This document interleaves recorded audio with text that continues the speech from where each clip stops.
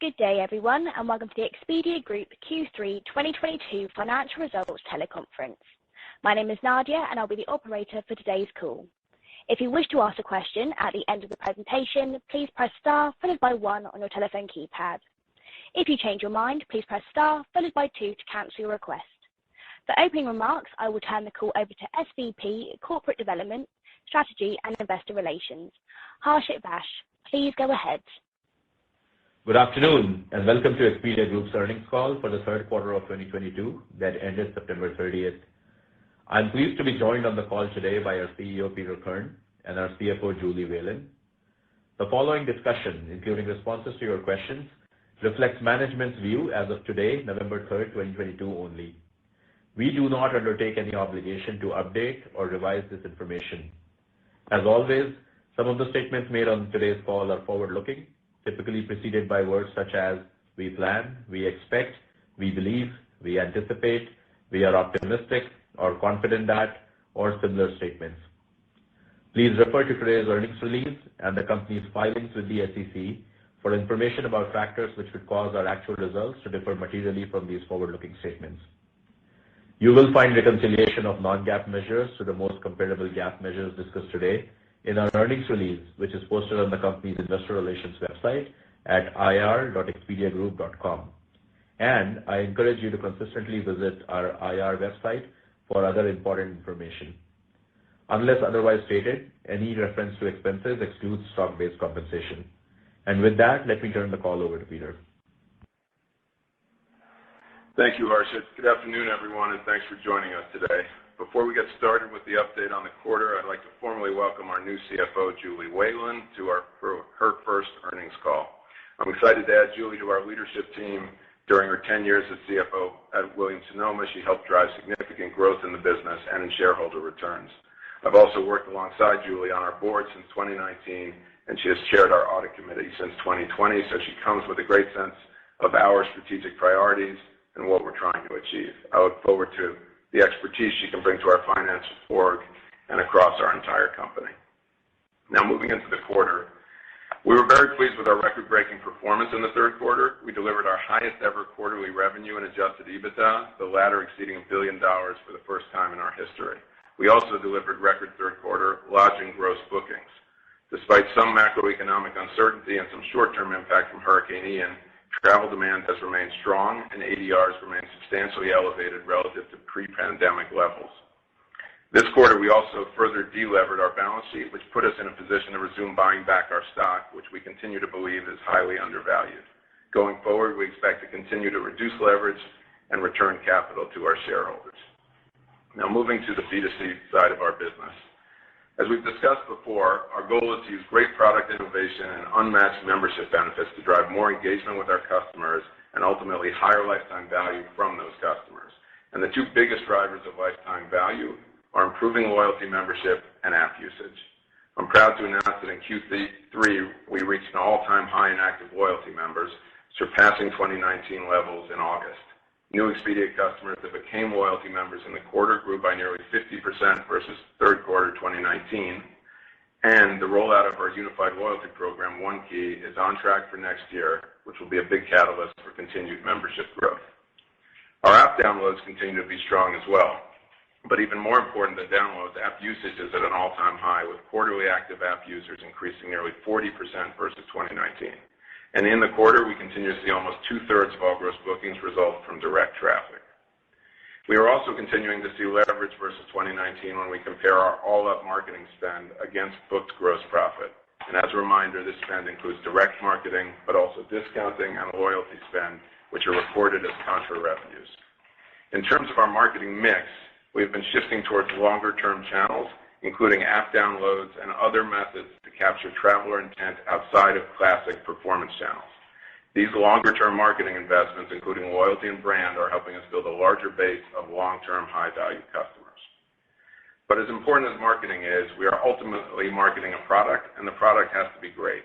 So most of our energy is going into product innovation to build the best customer experience we can with the most customer benefits to drive loyalty and consumer love. Among our recent successes, we have introduced exciting new product features, including price tracking, trip boards, and smart shopping. all of which are designed to engage customers, to inform customers, and to ensure they are finding the right product at the right time at the right price. So just to remind you, our flight price tracking feature, which we launched earlier this year, has been a great engagement tool. Since launch, we have seen exceptionally high notification open rates, which demonstrate the value that our customers see in this tool. This feature is currently live on our app in the U.S. and is on track for global rollout in the first quarter of 2023. In Q3, we launched trip boards on brand Expedia, where users can save their favorite lodging and activities and share and collaborate on trip details. This feature not only increased conversion, but has helped us expand our base of customers through sharing with family and friends. In the first 2 months since its broader launch, we saw Tripboard users have twice the repeat visit rate, they were twice as likely to purchase multiple products, and most importantly, they transacted at 4 times the conversion rate versus non-users. And as for Smart Shopping, which is a tool that really helps travelers comparing and choosing between available rooms for a given property, we began leveraging machine learning recommendations to better match our customers with the right products and options. This has led to better consumer outcomes, more premium product sales for our partners, and ultimately higher value transactions for us. In addition to these new features, during Q3, we finished the migration of the Hotels.com front end onto the Expedia platform, which allowed us to accelerate our optimization programs across our entire conventional lodging portfolio. While we are just getting started, the ability to test and deploy faster across one platform is already driving higher customer conversion, better customer experience, and improved sign-ups to our loyalty program. So overall, we've seen a great reception from customers on these new features and benefits, and for us, it has led to increased engagement, better conversion, and higher revenue per customer. I'm really excited about the success we have seen so far, and we have a bunch of new features in the pipeline and a terrific opportunity to roll out all of these features worldwide. Moving on to the B2B front, we remain bullish on this massive opportunity and excited about our expanding role in the travel ecosystem. Everything we are doing on the main technology stack for our B2C products will have benefits that inure to the B2B business, as well as a ton of work we are doing specific to the B2B business that will lead to new products, new partners, and new revenue streams. In the third quarter, B2B continued to demonstrate success with growth across our key product lines as we won wallet share with many of our existing partners, driven by our expanded capabilities and improved product offerings. As excited as we are about the momentum in our existing business, we continue to build, pilot, and deploy new products and services for our open world platform. This quarter, we signed the first pilot partner for our best-in-class fraud prevention product, and next year we plan to continue to deliver more new commercial products and services. I'm really excited about what's on our roadmap for B2B and the reception we've been getting from the industry. So to sum it all up, we delivered another record quarter of results, rolled out more products, features, and member benefits, and continue to add significantly to our member base and our app usage, all of which will be great for our future performance and builds the base that we are looking for to grow in the future. So all in all, we're feeling really good about our progress, not least of all because of the phenomenal team of people we've assembled to drive all of our acceleration. And with that, I will pass it off to one of our newest, Julie. Thanks, Peter, and hello, everyone. I'm excited to be here and to be a part of the team. As you may or may not know, I've been on the board here since 2019, so I've had the opportunity to develop a great deal of respect and admiration for the leadership team and the growth strategies the company is executing against. And I know there is significant opportunity for growth and profitability ahead of us. And I look forward to helping the company to deliver against these growth initiatives and to maximize shareholder returns. As it relates specifically to the third quarter, we were pleased to see the continued momentum in our business, resulting in revenue and profitability to levels we haven't seen before, which clearly speaks to the early success we are seeing with our initiatives to drive long-term profitable growth. As far as the details regarding our financial performance for the quarter, similar to previous earnings calls, I will discuss our revenue-related and adjusted EBITDA growth metrics both on a reported and like-for-like basis. The like-for-like growth rates excludes the contribution from Egencia, Amex GBT, and the non-lodging elements of our Chase relationship. And as a reminder, on November 1st, 2021, we completed the sale of Egencia, and our EPS business entered into a 10-year lodging supply agreement with Amex GBT. We believe these like-for-like numbers are helpful in assessing the performance of our business. It is also important to note that our third quarter growth rates as compared to 2019 were negatively impacted by FX headwinds of approximately 200 basis points to gross bookings and revenue and 300 basis points to adjusted EBITDA. Moving on to the gross booking trends in the quarter, total gross bookings were down 11% on a reported basis and down 2% on a like-for-like basis versus the third quarter of 2019. Total gross bookings for the quarter were impacted primarily by the industry-wide slowdown we saw in early July. However, since early July, we saw trends meaningfully improve, primarily driven by lodging bookings growth, our largest line of business, with continued ADR strength. Total lodging gross bookings, which were the highest Q3 on record, grew 5% on a reported basis and grew 7% on a like-for-like basis versus Q3 2019. The cadence throughout the quarter was consistent with the trends in total gross bookings. Lodging gross bookings on a reported basis was down 1% in July, and the rest of the quarter rebounded to up 9% in August and up 6% in September, which was impacted by Hurricane Ian. October was also impacted by the hurricane, but was still up approximately 5%. If not for the hurricane, both September and October would have been relatively in line with August. Overall, we are pleased to see strong demand extend into the fourth quarter as consumers continue to prioritize travel spend over other discretionary spending.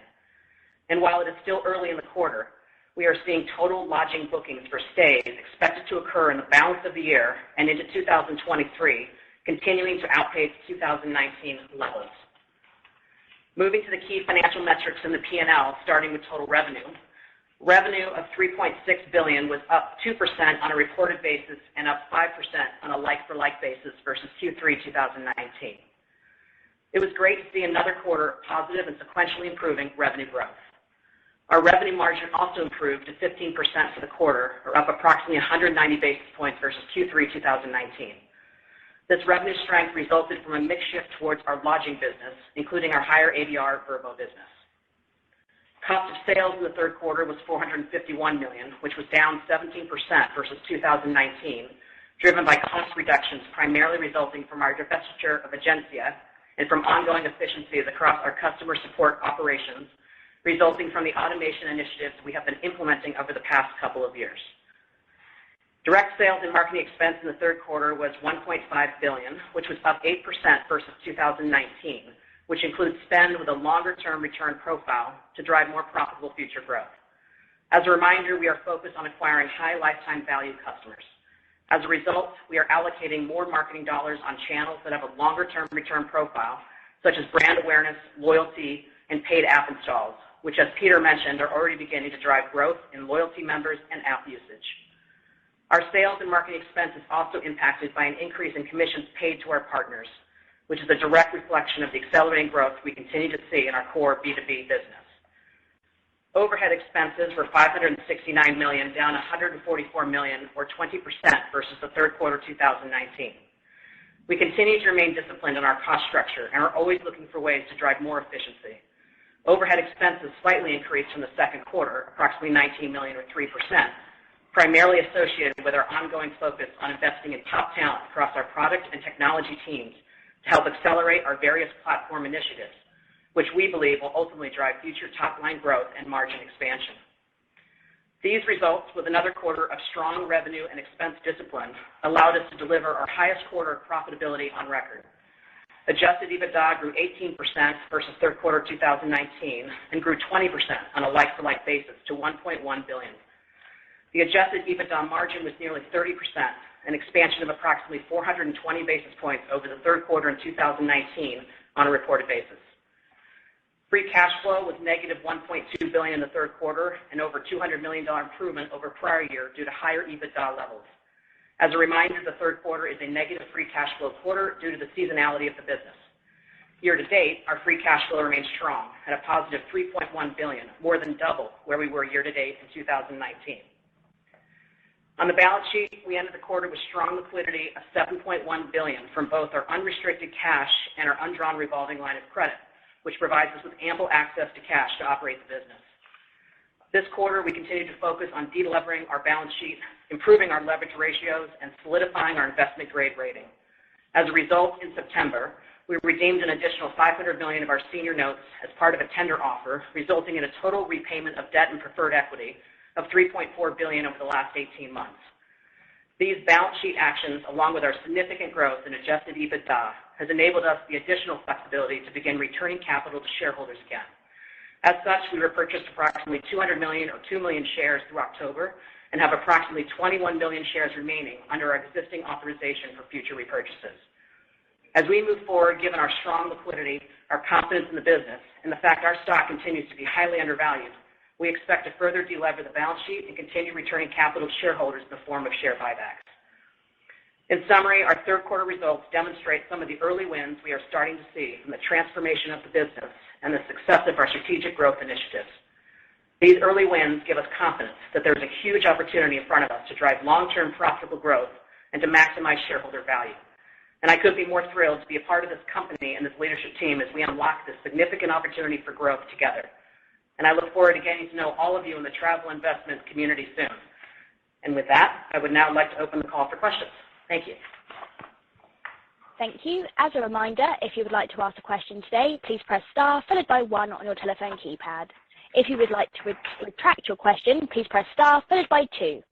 Our first question today goes to Eric Sheridan of Goldman Sachs. Eric, please go ahead. Your line is open. Thanks so much for taking the question. Maybe two if I can. First, in terms of the broader end demand environment, I think there continues to be a lot of investor questions about levels of ADR as you look out through the December quarter and into next year, or elements of how you're thinking about the booking windows more broadly. Any sense you can give us of the way you're thinking about what you see in the business today against elements of potentially a more volatile macroeconomic environment as we move into next year? That'd be number one. And appreciate all the color on the capital return. Are there any guardrails we should be keeping in mind around levels of gross debt or net debt that you want to sort of keep front of mind for investors in terms of what might balance prudence versus capital return over the next couple of years? Thanks so much. Thanks, Eric. I'll take the first part first. I think this is consistent with a lot of what you've heard from the travel industry over the last couple of weeks based on what we've seen, but there really haven't been any material signs of fall off in demand or ADR for that matter in the world. There is a little bit of geographical mix change. APAC sort of coming back now with the opening of Japan and a few other markets. So there's a little balance shift issues, and there could be ADR change because of mix for certain players, including us. But there has been no real let up in ADR, and there has been no real let up in demand. We still see pacings for the rest of this year and next year, considerably above where we were in 2019. So I think there's a lot we all think about and watch CNBC or whatever, but so far there's really no evidence to suggest there's some bigger macroeconomic thing happening. And as far as capital allocation, I would just say that, first of all, we're pleased that we're in a much stronger position than we've been in the past. We've seen improving profitability. Obviously, I mentioned that we, at record levels with EBITDA. This has enabled us to generate strong cash flow, strong free cash flow. It's enabled us to, delever more in the balance sheet and resume our share buyback program, which, we've stopped for a little bit. And so going forward, given the strength in our position, certainly this enables us to continue to delever and buy back more stock, which we think is the right thing to do. Certainly by, delevering on the balance sheet, it fortifies our investment grade rating and gives us more flexibility to be able to return more to shareholders, which we think is the right thing to do, certainly given the fact that we are very confident in the future growth of our business, that our stock is highly undervalued, that we have strong liquidity, and we have 21 million shares remaining on our existing share purchase authorization to do buybacks. So obviously with that in mind, we think it's the right thing to do going forward. Great. Thank you. Thank you. Thank you. And the next question goes to Naved Khan of Truist. Naved, please go ahead. Your line is open. Yeah, thanks a lot. Two questions. So first, maybe just on the expense side of things, given the uncertain macro, how are you thinking about growing the fixed expense over the next 12 months or so? And then maybe just on the another sort of macro question, are you seeing any kind of consumer demand shift in terms of either trade downs or maybe consumers sort of looking to book maybe drive to versus fly to kind of destinations? Yeah. Thanks, Navid. So on the expense side, I would say, as Julie mentioned, we've been trying to hold the line pretty clearly. Obviously, there's been inflation over the last few years, particularly in people, and we've certainly invested in people to build all the technology that we want, et cetera. But as I've also mentioned before, we see plenty of opportunity ahead to become more efficient. So we will keep a pretty tight hand on fixed expenses going into next year. And again, as technology delivers, we think there's lots of opportunity to continue to become more efficient. We think we can drive growth certainly without much more fixed investment, and there's more opportunities for efficiency than there are for increased investment. So we are pushing hard to get across the line on a number of technology fronts. We've built up in some cases human capacity to do some of that work. But overall, we think that's a general directional move towards greater efficiency. So we'll hold the line, but we expect longer term more efficiency coming out of the business. And then as far as the often asked question about consumer demand, the answer is no. We have not seen trade downs. We have not seen any major moves, shifts in demand patterns. Obviously, putting hurricane aside, which dislodges people and things like that, it's really been a very steady, very strong demand picture. As you know, we've been differently selective about the traffic and the consumers we're looking to get and how we're building them up into long-term valuable customers. But overall, the macro demand seems quite strong still, and as I said, the pacings for next year are strong. So a lot to still be filled in next year, but so far we haven't seen any of it. Thank you, Peter. Yep. Thank you. And the next question goes to Lee Horowitz of Deutsche Bank. Lee, please go ahead. Your line is open. Great, thanks. Maybe just one on sales and marketing. We continue to see that deleverage a little bit, say quarter-on-quarter and versus 19 as a percentage of bookings. Given your investments in longer dated ROI initiatives, I guess my question here is, what sort of time frame should we be thinking about in order to see the ROI on these investments flow through the P&L and begin to see some of the sales and marketing leverage and some of the initiatives that you've taken across the sales and marketing organization to drive leverage longer term play themselves through? Thanks so much. Yeah, thanks, Lee. So I think the answer to that is, we are already seeing benefit, but we are also investing more benefit back into long-term ROI. So you're sort of not seeing the net benefit, if you will. But as we believe that as we build that base of customers, as I mentioned, our membership base is now high, our active membership base is now higher than it's ever been and growing faster than it ever has. Our app usage likewise. And that all gives us the ability to build more direct traffic, which gives us the ability to invest in driving more direct traffic. Now, those lines will start to separate over time, and we will get, we believe, the margin expansion and the incremental leverage. But right now, we've still been refilling the bucket to drive, in essence, use this base of high LTV customers to drive as much or more demand that we used to get just by buying, traffic out of the marketplace and having them be non-members and anonymous customers. So it's really a transition we're going through. We think that separation will come, but we are continuing and will continue in the fourth quarter to invest in these longer dated return opportunities like apps, et cetera. So, we think we'll continue to see it. We think we're already seeing it, but it's hard to see from the outside. You'll see the separation over time as we, continue to build that base of members higher and higher and higher. And then to your question on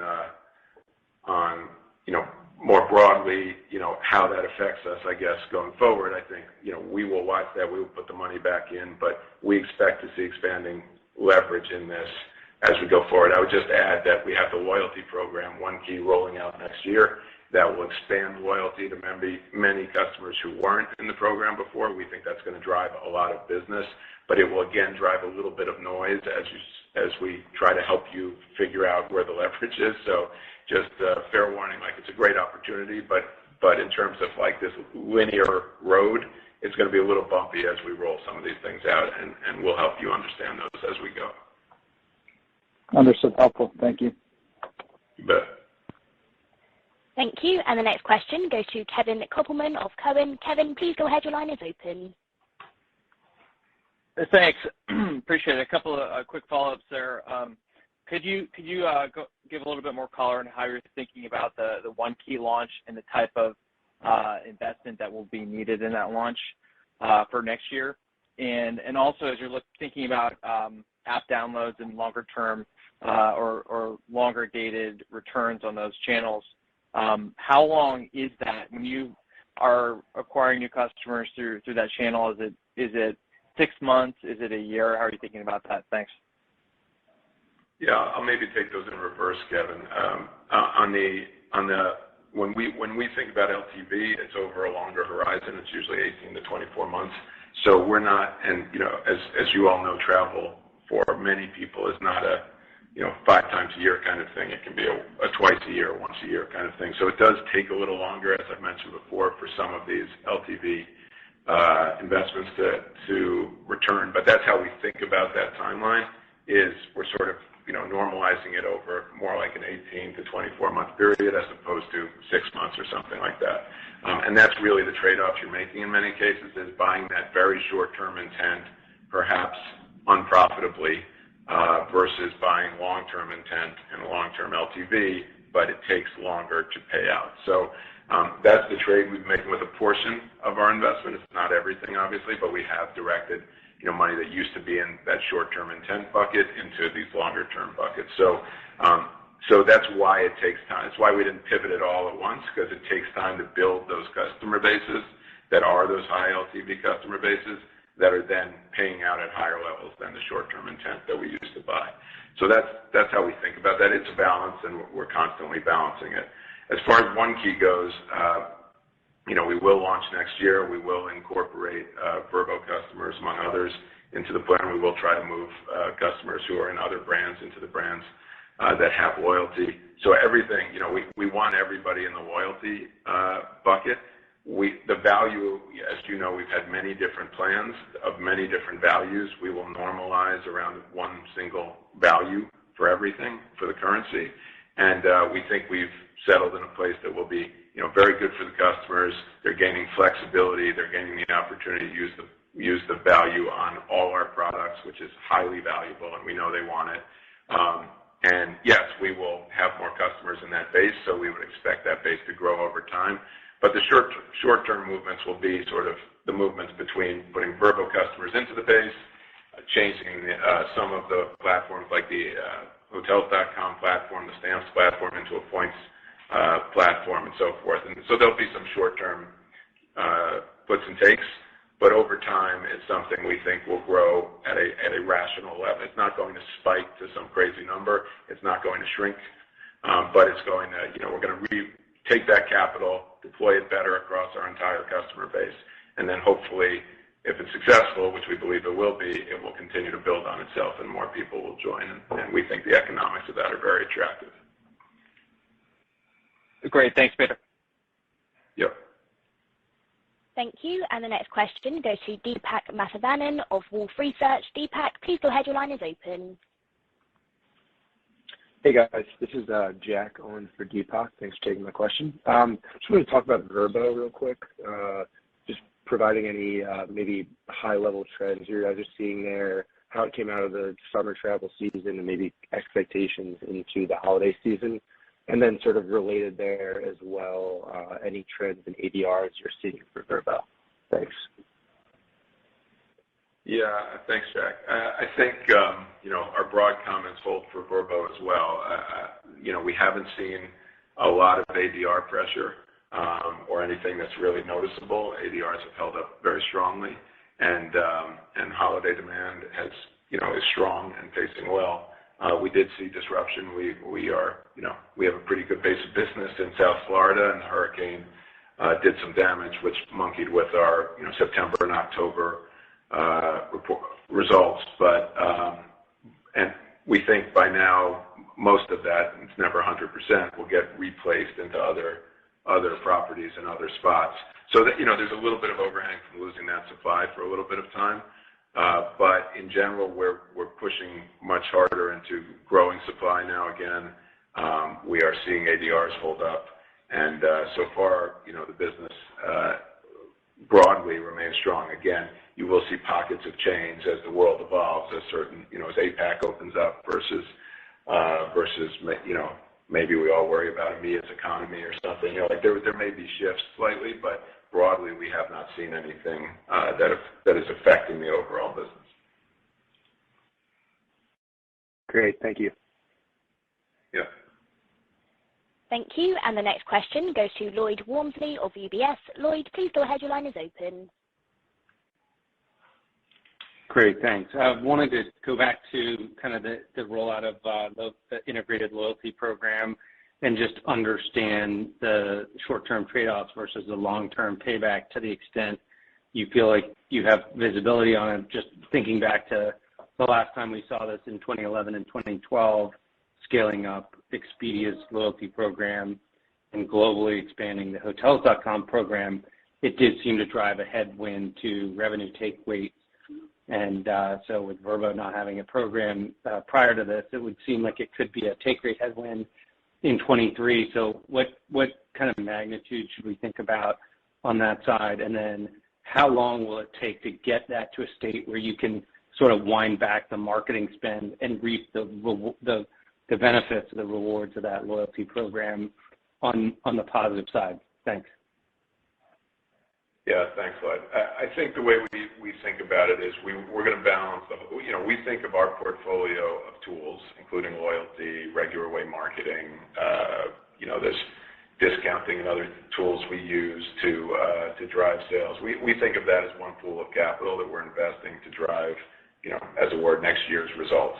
And so there are some things happening, including the ramp up of loyalty, that we are balancing against other types of investments. So there is a little noise potentially, as you point out, between take rate, which is the contra revenue stuff above the line, versus conventional sales and marketing below the line. But from our perspective, we look at it as one pool of capital, and we are trying to balance the investment and driving that long term.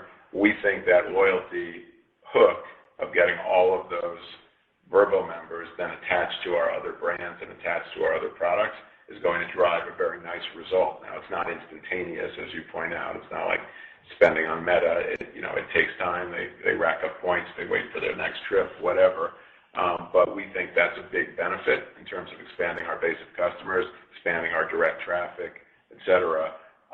So, yeah, there may be some, I guess I would say, across the P&L, there may be some movement top to bottom as a little more moves into loyalty perhaps and something gets taken out in some of the perhaps direct S&M spend. But we are looking to balance that whole thing.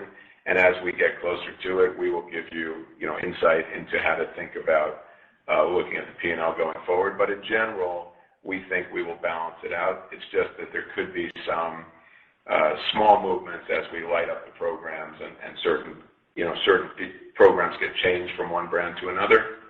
There may be some balance sheet adjustments for accruals and other things, noise like that. But in terms of driving the real P&L and real cash flow, we think we've got enough things to offset it and some other opportunities to expand margins at Vrbo that we can, pretty much absorb it and chew it up in other places. And again, manage that balance as we go forward of driving these long-term investments as against the short-term ones.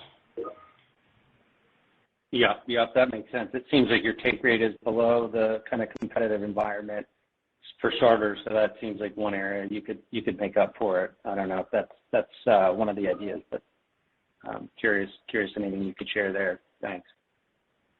Yeah, I think look, we are under our competitors. We are thoughtful about how we want to deal with that for our host partners and for our consumers. There's volume trade-offs for cost, when you increase take rates as well. So, there's a bunch of things to balance, but we are looking at all of those things and have opportunity. All right, thanks. Yeah, thank you. Thank you. And the next question goes to Mark Mahaney of Evercore ISI. Mark, please go ahead. Your line is open. Thanks. Two questions, please. First, could you just address the issue of whether there are material share shifts going on in North America in the lodging market? And then, secondly, I think you just touched briefly in the last question or two on Asia Pacific. To what extent have you just any color commentary on, I think that's sort of the last, not shoe to drop, but shoe to rise. So just what that recovery path looks like for that region. Thank you. Yeah, sure. Thanks, Mark. I would say to address your first question, some of what we saw in let's call it the middle of the summer, and I talked about some of this on our last quarterly numbers. We were moving platforms. We were doing a variety of things. We had pulled back on some discounting and some other things where the competition had been very heavy. We've seen that normalize, and we don't see, if anything, we think we're gaining ground, but there hasn't been a continued erosion. And I think you can see that in the relative growth rates, although, again, we are still being more selective about the business we buy and everything else. We are stable, and others have seen growth rates decline. So we think the U.S. is pretty stable to slightly in our favor. And again, we believe that as we continue to build this base of business, base of members, which is largely U.S. driven, given our relative strength in the U.S., that starts to be a repeating underpinning of our business that drives us up, as opposed to just buying in meta the old-fashioned way that the ground war took place. So we think we're setting up quite well for that, and we like our position there. Obviously, we would have liked to not given up some free room nights, but not all room nights are valuable and not all room nights are profitable. And we don't view it as strictly a room night game. So, but we're setting up well, and we like our position, and that noise has definitely stabilized from when we were doing all the platform transitions. As far as APAC goes, I wish it were a bigger part of our business. It's not a huge part of our business. We have a very nice B2B business there that's been largely stifled by the closed APAC market. So has our B2C business. And our B2C business, like many parts of the world, is much more internationally driven. So even though there has been some opening, Japan's opened up somewhat, Korea, China not yet, it's been more domestic travel than international. International airlift to Asia is still much more reduced than the rest of the world. So I think we'll see that come back. I think you'll probably see some shift if Europe slows down, you'll see airlift move to APAC if APAC is opening up, and you'll see opportunities. Obviously, currency will play a role in where people are willing to go and how far their money goes in different regions. Again, we think that's probably net good for us, being relatively heavy in North America where the dollar is strong. But again, we expect that to open up, sequentially. Hopefully, China will open at some point this coming year, and we have a very good relationship with Ctrip and power a lot of their outbound international travel. So, I think there's opportunity for us, but that is the next shoe to drop. We agree with that. That will be the next rising tide, as it were, if we reverse our stories. And the rest of the world we'll see. Thank you, Peter. Yep. Thank you. Thank you. And the next question goes to Brian Fitzgerald of Wells Fargo. Brian, please go ahead. Your line is open. Thanks. Vrbo originally came with its own tech stack, and there are different value propositions from the front end versus HCOM and Expedia. But is there more leverage to be gained there? Can we get an update on the progress of back-end front-end unification work? And then it just seems, Peter, you mentioned trip boards and smart shopping and airfare tracker. This may be stating the obvious.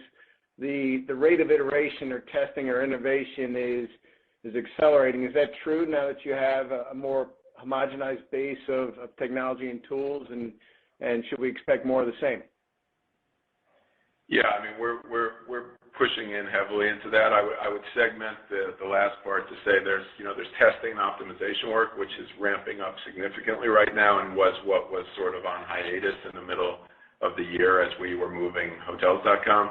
That's now allowed us to be in a new position to roll out innovation winners, et cetera, across a much wider base, and to test across a much wider base of our consumers.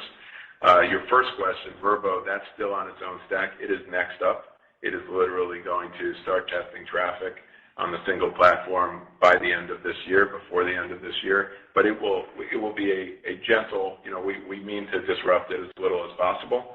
But that again will give us potential future innovation. Now, the Vrbo stack and the Vrbo shopping experience is a quite different thing than conventional lodging shopping. I'm sure you're familiar. So the ability to test the same types of winners across conventional lodging and Vrbo may not be quite as dramatic, but there are a lot of cross-cutting benefits like trip planning potentially, or checkout, or other things that will work for multiple products. So it's all on a journey there. Vrbo's the next to go, but I'd say the big benefit on the conventional lodging side we've gotten across, and now we are starting to iterate significantly on. And then the feature part, whether it's trip planning or flight tracking or other things, that's really another category of stuff. That's like innovating into new ways of shopping, new ways of sharing and collaborating. And we think that's the future of the business. We think, there hasn't been much innovation in the space. We want to lead in this space. Consumer adoption's been very good, but of course we've got to get it everywhere on everything, and we've got to keep going. So, we really want to differentiate on the product, on the benefits of being a member, including loyalty, but also pricing and packaging and other capabilities. All of that we think is what makes the product sticky.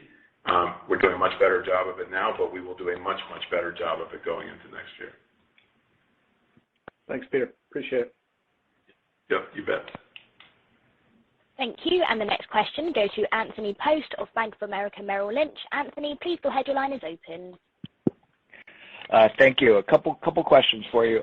First, Peter, you look at traditionally we look at marketing to bookings, and I think you're kind of arguing we should look at gross profit, which is up since 2019. So can you just kind of help people understand how you're looking at your marketing spend maybe differently than the old management team? And then Julie, welcome aboard. I think the stock has been under pressure. There's been a little disappointment that some of the margin improvement that was kind of speculated on after the cost cuts in 2000 hasn't been as evident. Is there an opportunity to kind of, and maybe not on this call, of course, but in the future, give some guideposts for long-term margins for the company to help the street? Thank you. Thanks, Anthony. I'll take the marketing point first. I can't speak to prior management. I think it is slightly different, though. The point I mentioned about thinking of the whole pool of spend on customers, be it loyalty, direct marketing, brand, et cetera. That's how we're looking at it now, which was not entirely how it was looked at before. These are all, from our perspective, ways to drive transactions, drive value, and we're looking at that as a complete pool of spend.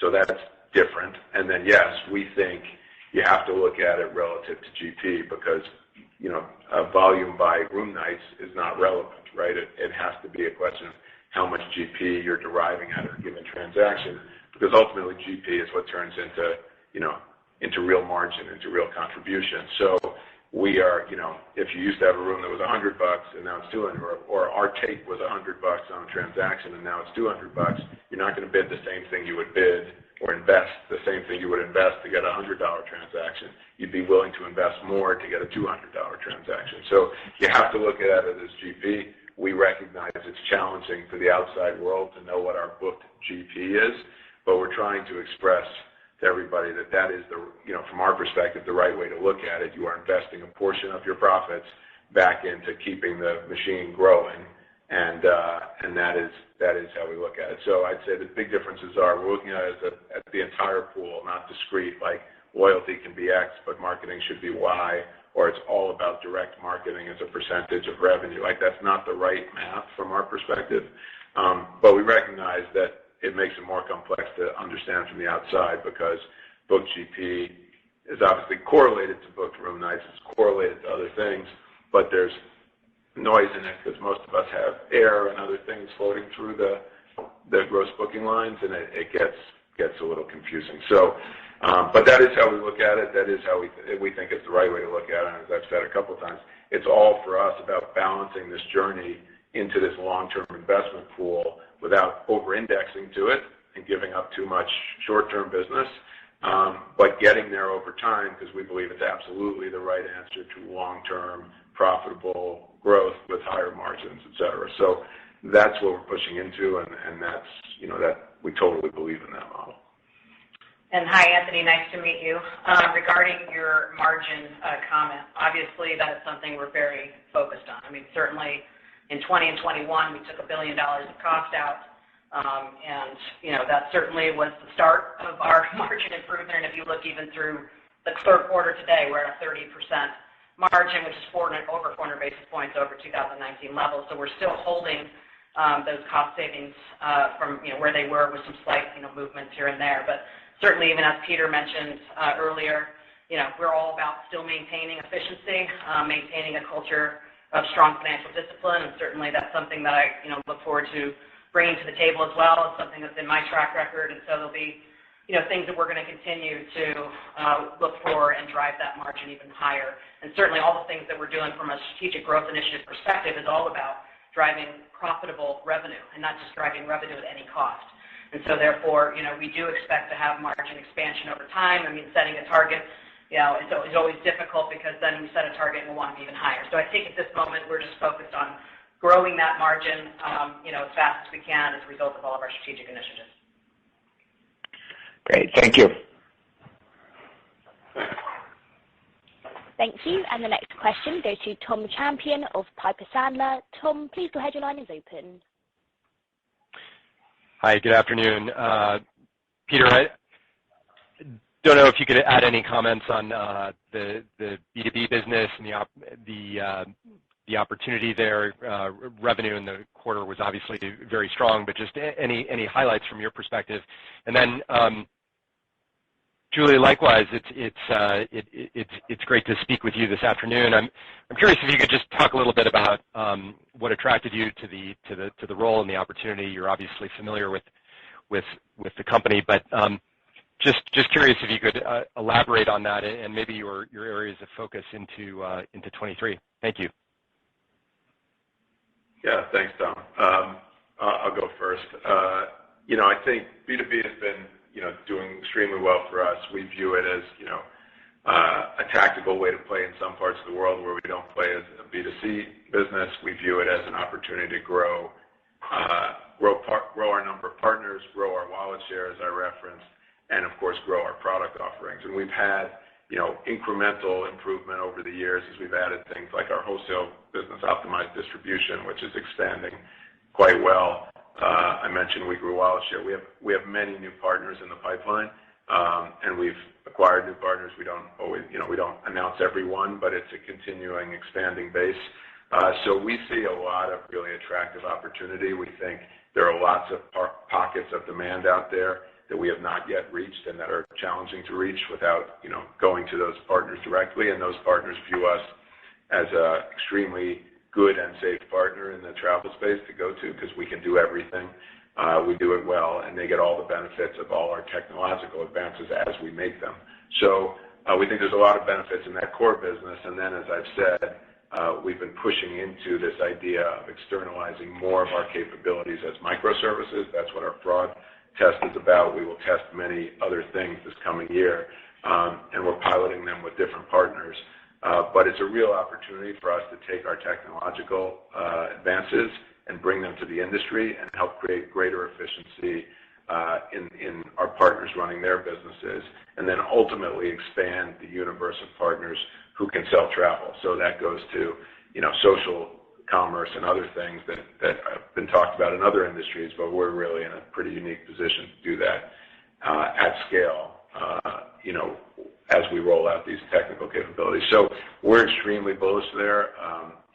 We've expanded and improved our partnerships with many of our biggest supply partners through these kind of technological relationships, and we're feeling quite good about it. Some of this stuff is very early. Those new products are quite early days, and they've got to get perfected and rolled out and then scaled.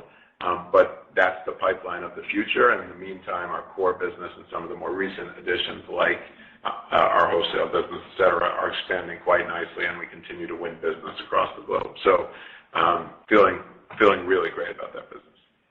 And hi, Tom. It's Julie. Nice to meet you as well. As far as what attracted me to come here, quite honestly, I have the benefit of being on the board since 2019, and so because of that, I was able to certainly be involved with the management team that's here, and also to be sort of under the covers, if you will, with the strategic opportunities that they were executing against. And certainly, of course, I saw the financials and all of the capital allocation policies and things like that. But really, it's the strategic initiatives that I was able to see that they were transforming the business. And some of the things they were doing are just, game changers. And some of this had happened actually at my previous company. And once we had, finished some of that, it really enabled the business to take off in a big way. So I knew they were at the, pivotal point at the company to launch these changes. And so I just saw that there's tremendous opportunity for growth and profitability at this company, and I wanted to be a part of it. As far as changes that could be coming down the way, I mean, first and foremost, I'm just trying to learn as fast as I can the details of the company. Certainly, as I said, I knew the bigger picture, and so there's not no plans for any major changes shorter term. But certainly, if you look back at my track record, which I mentioned earlier, I'm certainly all about strong financial discipline, driving efficiencies, making sure we're generating investments with high returns. And that we have a capital allocation policy that really favors our shareholders. And so that's something that I'm certainly going to be behind as we move forward and as this business continues to outperform. Thank you. Thank you. And the next question goes to John Colantuoni of Jefferies. John, please go ahead. Your line is open. Thanks for taking my questions. So you've been pretty clear about prioritizing customer LTV in your marketing approach, but I'm curious how you're thinking about the opportunity cost of losing out potential customers to competitors as they remain aggressive in driving share gains in your core market. And at some point, does their aggressiveness necessitate a shift in marketing strategy towards some of those lower ROI channels in case it's reducing your opportunity to attract higher value travelers, and also to avoid the unintended impact of your pullback in those channels, helping competitors realize higher ROI because you've inadvertently reduced the competitiveness in the keyword bidding environment? And I have a follow-up. Thanks. Okay. Thanks, John. A lot to talk about there, but I would say at a high level, it's what I've said a couple times now, which is you're right, it's all about balancing that, right? You're making a transition of trying to build a base of customers that actually love your product, have found benefit in your product, and will drive longer term returns. There is a lot of traffic out there every day. I think the industry has proven for decades really that there's a mass of people that are up for grabs every day. The challenge hasn't been buying them. That's just a question of how big a check you're willing to write. The challenge has been keeping them. And I think that's been true for everybody in the industry. We're really invested, as you can probably tell, in making the product better, making the benefits better, making people stick, and making sure they get the benefit of being with us. But of course, there's a balance to be struck, and we're not suggesting we found the perfect balance, but we're moving across a journey where we think we can get to a place where the core base of long-term valuable customers becomes a new threshold level that you're building on top of. And we also believe as the product improves and as we're better at getting people into membership and into experiencing the benefits, that those otherwise cheap, less valuable pieces of business that we've sort of eschewed during this period become more valuable to us over time. In other words, we'll be able to buy, let's say, meta traffic or other kinds of traffic more efficiently because we're better at keeping them and turning them into long-term customers. So those things are in flux all of the time, and we are looking to optimize it all of the time. We're not looking to throw business to the wild and let somebody else get it. But we're also not willing to just be upside down at any price to buy traffic and pray. So it's something we're balancing literally every day, and we're continuing to balance. And as we plan for next year, we'll continue to balance. But we think we're directionally right. We won't be perfect, but we're directionally right. And as we continue to build up this huge base of members and reduce churn and include more of them through the broader loyalty plan, we think that's going to be incredibly valuable to us. So we feel good about that trade. But your question's fair, and we look at it every day. And so, we will keep looking at it every day. Thanks. Appreciate that. And you mentioned some more opportunities to drive efficiency over time. Can you just outline some of the more impactful buckets you have for incremental efficiency gains on the fixed cost side? Thanks. Yeah, well, I think it's twofold, right? It's both driving faster growth, which is getting some of the benefit of the members, et cetera, that we've been stacking up over these many months and into next year, and having that expansion come through more direct business that we don't have to pay to get regain. So that's or we pay through loyalty, but that's a much smaller cost to us. So that's a big area of separation where I think the margin dollars will expand because we won't be paying incrementally all the time for the same business. And then I think on the fixed cost side, there's all kinds of efforts going on. We haven't fully optimized the cloud. We've moved a lot of technology into the cloud, but we have a lot of work to do. We're still synthesizing our data pools to be more efficient around data. All of those things have knock-on effects and costs and compute time and cloud. So there's a bunch of work going on there. There's a bunch of opportunity as we move to this one platform to optimize better, and every optimization is essentially a chance at efficiency, right? It's more conversion, more dollars per transaction, but it's not more people, it's not more anything. It's just better technology, more use of machine learning, et cetera. So there's a bunch of big pockets. There's no oh, by the way, I can tell you where $1 billion is hiding, but we spend a ton of money on cloud. We spend a ton of money, on adding capabilities, and over time, as you do it on one platform, it all becomes more efficient. So I think it's a lot of little things, but it adds up, with our base of people and fixed costs, it adds up significantly over time, and we've been able to maintain our headcount at a level we feel good about, and we think we can grow massively on top of that without having to add lots of bodies to be able to do it. Thanks. Appreciate the details. Thank you. And the final question goes to Jed E. Kelly of Oppenheimer. Jed, please go ahead. Your line is open. Hey, great. Thanks for sneaking me in. Just two, if I may. Peter, I think you mentioned earlier this year you had pulled back marketing in some of the European countries because you weren't happy with the ROI. Can you talk about where the product is for you to lean back into those countries? And then just on Vrbo, just on the supply, can you talk about any benefit you're seeing from higher interest rates on potentially getting more Vrbo supply? Thanks. Yeah. I wish we had a quick enough twitch muscle to tell you that interest rates are driving homeowners to us. What I can tell you is Vrbo, all through COVID, and still produces more per home owner and more per house than any of our competitors. So I think we're a great place for homeowners who want to monetize their asset to come, assuming it's in places that are interesting to us and where we can drive business. So I think we set up quite nicely if you believe in that construct, that people need to monetize their homes, their assets, their second homes, et cetera. Again, we're not doing a lot of primary home where people move out of their house and rent it for 2 days or whatever. That's not really our business model, but there is lots of opportunity, and presumably people are maybe a little less flush with the cost of capital and may want to monetize that. So I think directionally it's positive, but it's not that quick a twitch thing that we see a massive uplift just because rates increase. But we're pushing into it, and we expect supply to grow meaningfully next year.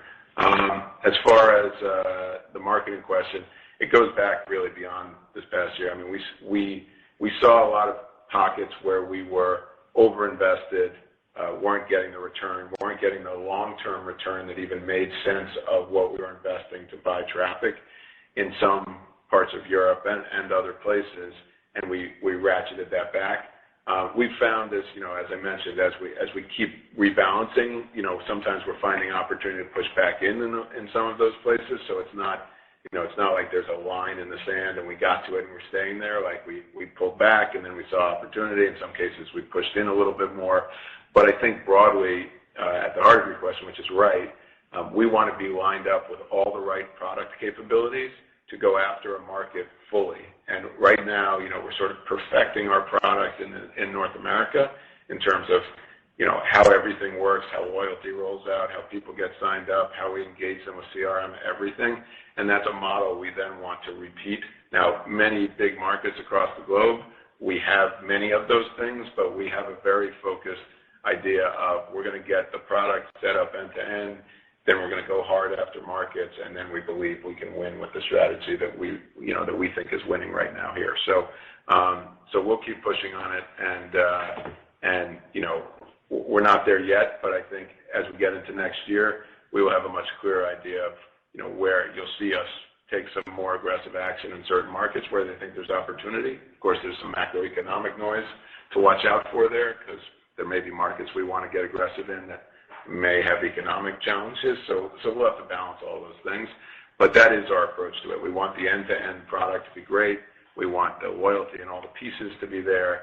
And when we have like our full suite of weapons, we're going to go at these markets one by one and try to win them. Thank you.